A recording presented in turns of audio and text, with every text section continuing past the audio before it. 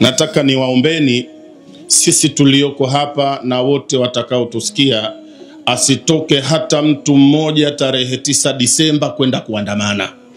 Ndio neno langu hapa leo. Msende kwenye maandamano. Wacheni kabisa yale maneno ambayo kuna watu wanatusemea. Siku hizi kuna ajabu, pana mtu anasema mmoja lakini anasema sisi wa Tanzania tunataka hivi. Kumbe peke yake. Wala hakuna alomtuma wala hakuna alomwagiza.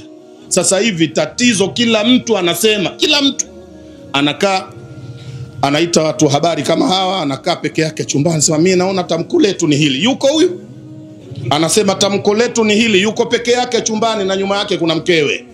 Ni tamko lake na mke wake kajalia ni tamko la nchi nzima.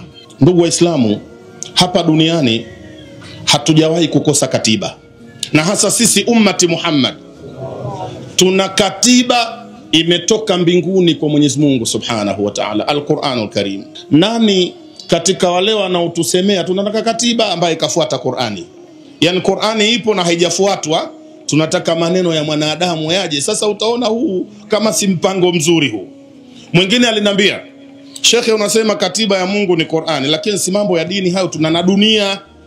Jamani, ni Qur'ani imeacha kitu? Qur'ani si ni dunia na akhera, sio?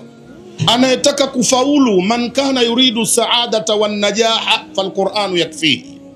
Anotaka mafanikio yote akae kwenye Qur'ani, kila kitu kimo, kila kitu.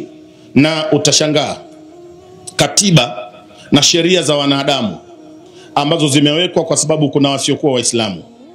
Katiba zile zina tabia, zimeandika mule na sheria zao mambo yote yasiyotakiwa, au sio? Kuna mambo kama nchi hawayataki na kuna mengine wanayaridhia kwa sheria za nchi, sio?